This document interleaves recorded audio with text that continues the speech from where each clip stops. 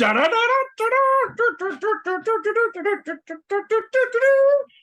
everybody to season 1. You know Eric, here no Eric. Speak no Eric. Okay, those crickets don't work so well. Of the Hate Napkin, I'm your co-host Eric. We're not joined once again by our other co-host Garrett, who is somewhere in a bomb shelter waiting for Sherman to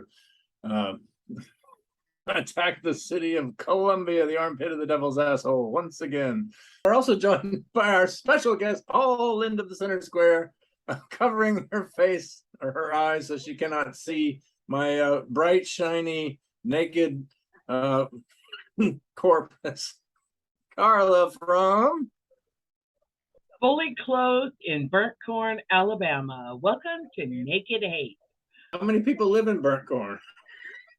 14, and I want them all to stay off my lawn. Okay, that's fantastic. Now, I didn't know those trailer park communities had a lawn. So you actually got a little, like a garden area? Well, I live in your trailer? No, I live in a stick house, so I have a lawn. So would you say it's bushy? No. So it's a well-kept, trimmed lawn. The hedges are trimmed. That's what you're saying.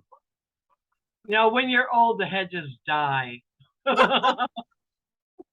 Hey, that saves you on Brazilians. How many is a Brazilian? Oh my God, a Brazilian died in a recent accident. Oh my goodness. That was a tragedy.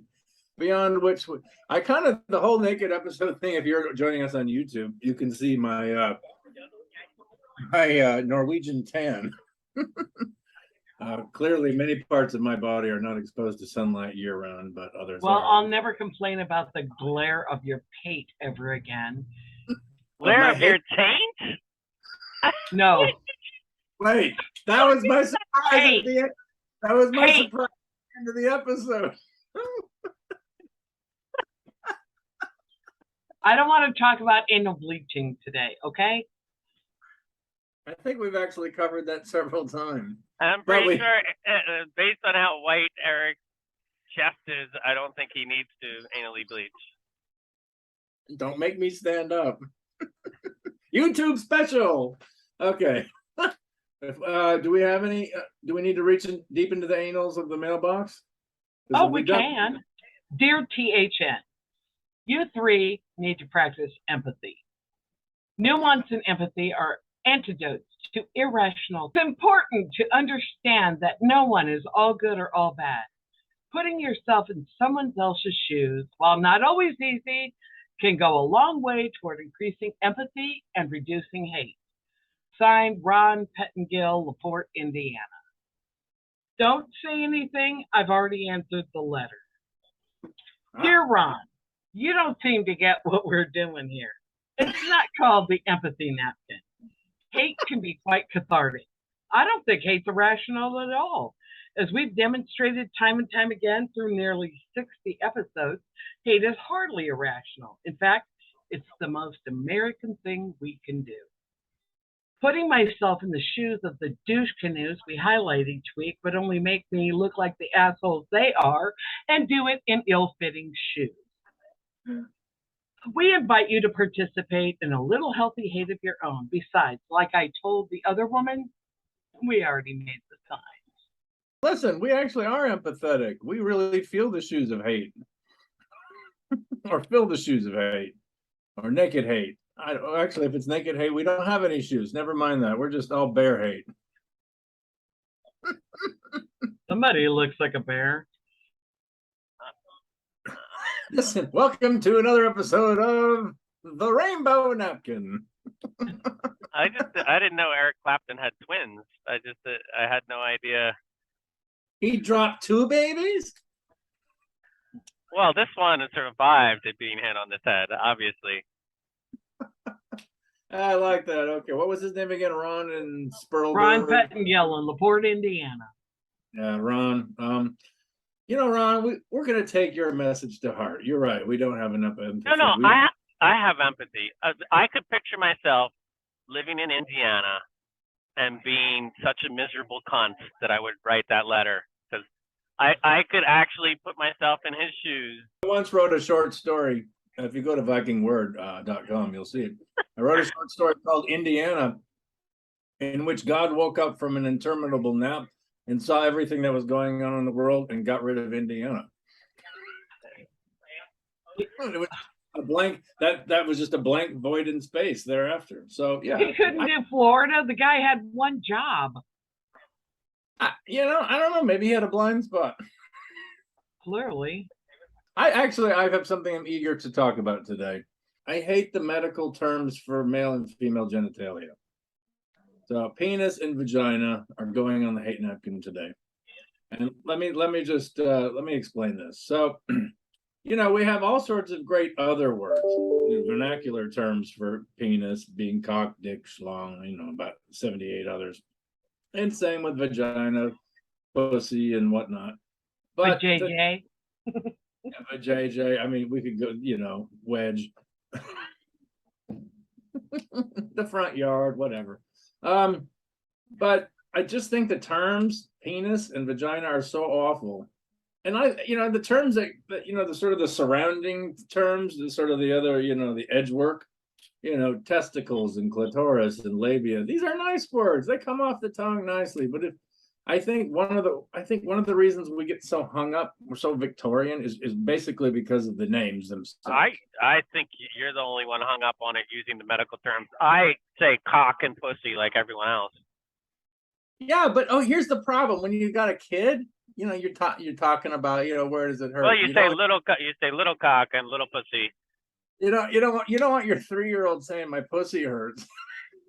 I mean, they're gonna, and I hate the term PP. PP is stupid. It's okay to call the thing, but the thing itself, the word, is so awful. Like penis is a terrible word. It's just an awful word. I don't know where he got it, but my nephew called his Spike. One day, I remember when he was 3, he comes in and he pulls down his pants and he goes, Spike hurts. And I said, well, what happened to him, honey? Well, I don't know, but Spike hurts. So I said, well, let's go see Mom and we'll see what we can do for Spike. And it was just all very comfortable conversation. I like that. Wow, I hope he didn't have an Uncle Hammer. That's all. No. An Aunt Hammer, though. See, I mean, that's fine. I actually kind of that was like their last name, Hammer. Can we change the medical term of penis to Spike? I like that. Okay. I think we need to form a neologism committee right here, because I'm totally cool with that. Be like, Mommy, Daddy, my Spike hurts. Spike is a much better. It's a nice sounding word. It's got some play to it. Well, it humanizes him. Right. Well, I feel like Spike's my friend. The problem is that I could only call mine Spike after I take that little blue pill. We call yours little Arik. I guess we'll have to have 2 terms. We can call it Noodle and Spike. Well, Nub is what I go by, but Wait, what? Say that again? Mine is Nub. Nub is what I go by. Nub and 2 penny nail. So anyways, that's just and also vagina we have to deal with. Now, interestingly enough, vagina in Latin means sheath. So I kind of get that. I kind of get that term for what typically, or occasionally, or in my case, once every 10 years happening. But we need to come up with something better. So I like Spike. We can replace penis with Spike. Spike TV will have a totally different meaning now. But we need a vagina replacement. Well, I used to date a Southern boy who referred to it as my verjanda. And I said, well, you can come sit on my verjanda, but if you bring a drink, use a coaster. The verjanda, as in the veranda? I don't know. That's a nice anecdote, but I'm not going down that path. I like verjanda. I like your verjanda too. Thank you. I'm not going down that garden pathway, is all I got to say. I've got another term. How about Puma? There's enough cat play in there, right? You know, a little bit of pussy in the Puma. I kind of like it's kind of a nice sounding word. Nobody would be ashamed to say, you know, Daisy, how's your Puma feeling today? Bitey. Bitey? Hairs on edge, tail up. I mean, I don't know. I like Spike and Puma. So we're going to eliminate from now on the words penis and vagina are no longer in the English lexicon. We're going to replace them with Spike and Puma, respectively. But the other words around the edges there are pretty nice. Testicle, I don't have a problem with testicle. You don't like ball? I'm not sure how to answer that.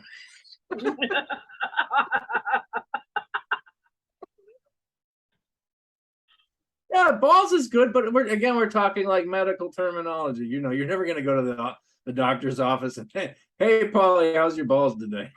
I don't know. That'd be a cool doctor. No, I worked for a doctor years ago, and he told me once the patient left, he goes, you know, he just came in, dropped his pants, and said, "Doc, my nuts hurt." But see, that's the thing in the vernacular. We come up with all sorts of amazing sounding words for these things. But I don't mind testicle for medical. Scrotum, I have a bit of a problem with. It's just such a disgusting sounding word. It sounds like something's been slogged through the swamp for a while. Your scrotum. It makes for a great insult though. It's just have you ever noticed that like the great insulting words just have a certain sound to them? There's certain letters or sounds that just, which is why we're obsessed with the word fuck. Fuck sounds like fuck should sound. If you're gonna insult somebody or come up with a term that generally means, screw hard or whatever, fuck is it. Well, it's got that hard sound like and all of the really naughty words have a certain sound to them. Which is why, John Denver changed his name from John Katzenberger to John Denver. I mean, you go with his name was John Duchendorf. There you go. John Duchendorf to John Denver. Not Duchendorf. Gary Busey. Yeah, Busey. Actually, that might be a better name for a vagina. My Gary Busey. He's in big trouble right now. 78 years old and just got smacked with 4 charges for like predatory sexual behavior during some function. Well, apparently he's like half brain dead. Hasn't been the same since a car accident or something. He couldn't control his spike, is what you're saying. Yeah, spike. I was making excuses, but plus we don't know what the victim was wearing. I mean, the victim could have been wearing something provocative, like Reed Van Book. Don't do it.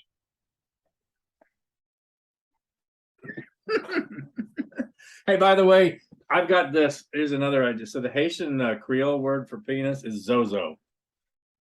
Now I think that's the all-time best of any language I've ever learned or looked it up. Zozo is the best word for penis there is. In Vietnamese, I can't actually say it right now because there's a table next to me. You might say it really. Next time. What is it? Lun.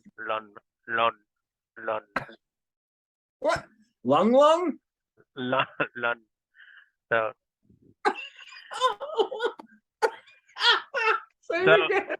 A phrase that I was taught. For our listeners, we did not hear you. We need to know this. So I was taught how to say motherfucker, cunt-faced, pussy, bitch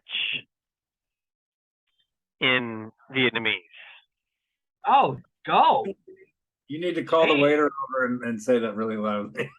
So the thing is, I've done it amongst friends, and it always gets a laugh because it's like, could you imagine someone who couldn't speak English, but the only thing that came out of their mouth was, you would laugh too, right? You'd be like, oh my God, who taught you that? Right. So it'd be like, pretty sure my friend Pauly taught you that. No matter if I saw somebody anywhere in the world when they started doing that, I'd be like, "Oh, we have a friend in common." So I've never gotten really angry, but at least I have that in my back pocket, you know.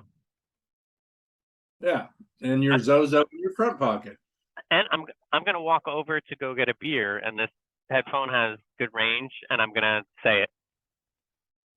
On the Okay. way. Okay. We're at- He's gonna, Here it is. ladies and The drum roll, please. Pauly's head. Do mame maklong kang di, and maklon means pussy face. So that's the real funny part of that. And ladies and gentlemen, we were just banned in Vietnam. Hate napkin was just banned in the nation state of Vietnam. Have anything? Hate anything? I What's have that? something that just came in, and it's when tables have a Shaking. Is there an earthquake going on there in Ho Chi Minh? no, it's when tables have an uneven leg. Oh my God! And you're at a restaurant. I'm sorry, but just buy a level when you make the tables, or measure properly. Oh my God! This is. Do you see what's happening here? Yeah, What's happening? Go to YouTube for a demonstration of the Richter scale in the bar that Pauly is in. So I don't even have to open my phone for the notes I took down, because that's the thing about this. The concept of the show is there's something that's always new to hates. No, that's not. I'm surprised we've made it to 59 episodes without snagging that one before. That's probably up there with Webinar and Eric Clapton tossing his baby out the porch. The uneven table. If you own a restaurant or a bar, and it has tables, and you don't do something about the fact that there's some sort of a seance going on every time somebody sits down, what the fuck kind of an owner are you? Is it that hard to put a little piece of cardboard under a leg, or to do something? That is really one of the worst dining out or evening out experiences. Well, your drink is spilling. It's just a constant feeling of unease too. Like if you have any kind of anxiety, it's just you feel like it's a constant earthquake, or like I came out to feel comfortable, and everything's as unstable in this place I came to pay money as in my own life. This is as unstable as my marriage. This is unstable as my job. This is unstable as everything in my life. Including your Zozo. Could you not have just folded up a business card and stuck it under your spike, you fucking moron? No. And you know what? I mean, let's look. I mean, this is an important, fuck penises and vaginas. This is way more important. I mean, if you're lucky enough, but this is way more important. If you go to like a fine dining restaurant, if you're going to go blow 150, 200 bucks on a meal, there's no way they don't have secure tables. Somebody is going around and securing those tables every night in case they're not. But there's some level at which owners just stop caring, or managers stop caring. But this is important. You're right. What's even worse is that a guy like me, I find an unstable table, so I put my hand down on the one end for the entire duration. So I've like lost an entire appendage to table balance. On the plus side, there's always a silver lining. The table I have has like a thing where you can set your feet on. So I'm securing the table with my feet, and I feel more grounded. It's like you're playing the pipe organ while you drink, though. Well, I've played the pipe organ before, and it takes another entirely, magnificent example of balance. Carla is noticeably silent but swallowing. Coffee. It's because her front yard's been cleared by the years. All right. Okay. I have something. Yeah, I'm sure she does. She's probably named Pauly and Arik. No. Well, that's kind of a given. But People who chew with their mouth open and smack when they eat. Oh, How hard is it to close your mouth? We're talking It about is. it. Right? This is adults. oh my Yes. God. Right. Oh my God. So imagine you're at an imbalanced table I knew that was coming. with a food smacker I'm disgusted. who can't stop saying penis. This is the ultimate worst first date. Can I tell you something I've observed about this though? Only skinny people do it. Oh. Skinny people do it. Well, fat people know how to eat. They've been like highly. I mean, if you do something long enough, you get good at it. And fat people. Buddy, let me tell know you how to something. eat. I went pro a long time ago. So no, I do not do that. But it is so rude. It is so annoying. It is so distracting. Can we throw in gum smackers on this too? Yeah. Yeah. It's just people. This whole smacking. Let's just call it smacking. Oh wait, smacking wait. Hang on. When my brother eats and he's enjoying something, he hums. I don't even know if he knows that he does it. He hums a little song. What's up with that? No. I've been told I do the same thing. What the fuck are you talking about? No, I have a friend. She calls me a hummer. She goes, it must be good. It's a hummer. So if you're eating a sausage, you start to hum? No. Were you conscious of it until she pointed out? So I haven't pointed it out to my brother. So I'm just curious why. What's the tune? I don't know. Maybe when you guys were like sucking on your mom's boobies. That never happened. Teats. Okay. Maybe when the person that found you in the dumpster was giving you a bottle. Possible.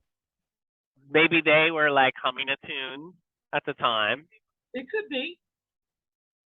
It's just a theory. I don't know. I'm not a scientist here. I don't know. I never knew I did it until this one friend. We were sitting having dinner and she said, oh, it must be good. She goes, it's a hummer.